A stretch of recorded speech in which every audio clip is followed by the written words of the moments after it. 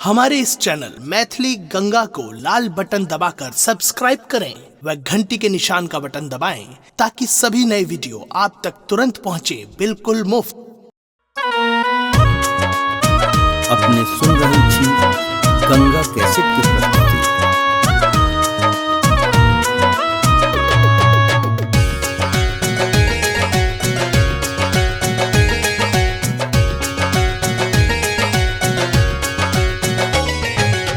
लाल आहा के कानी कानी को लाल आहा के रे कानी कानी सब हाल कहैया हे मैया कत सुतल छी हे मैया कत सुतल छी हे मैया। लाल आहा के कानी कानी को लाल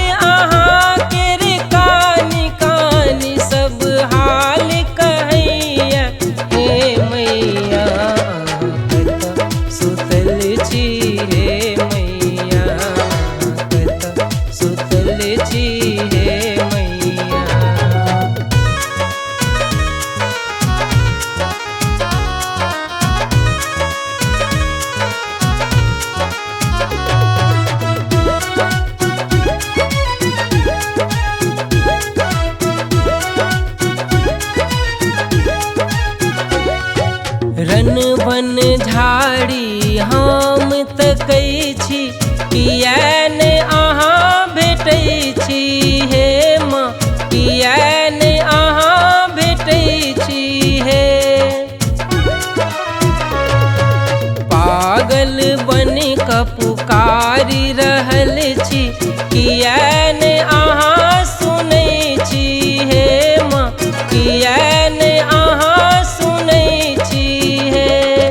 रन बन झाड़ी हम तकै छी किया ने अहाँ भेटै छी हे माँ किया ने अहाँ भेटै छी हे।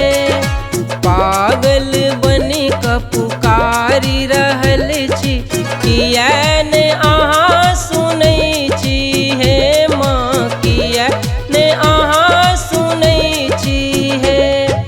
जंगल में हम दिन गुजारी जंगल में हम दिन गुजारी रात बितैया हे मैया अहाँ कत सुतल छी हे मैया कत सुतल छी हे मैया।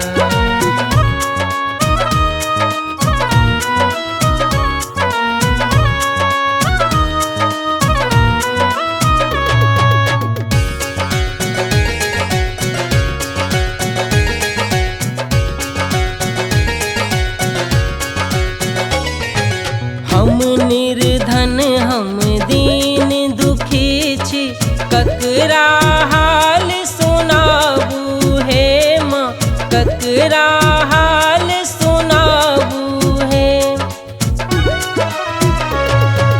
केहन कठोर बनल छी हे अम्बे कनिको दया देखाबू हे माँ कनिको दया देखाबू हे।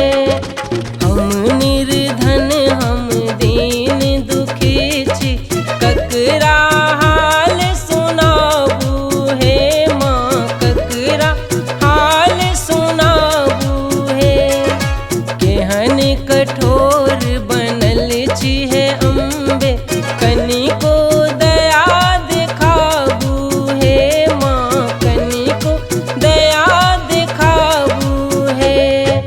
कौन गुफा में अहाँ बसल छी कौन गुफा में अहाँ बसल किया पत्थर बनल छी हे मैया अहाँ कत सुतल छी हे मैया अहाँ कत सुतल छी हे मैया।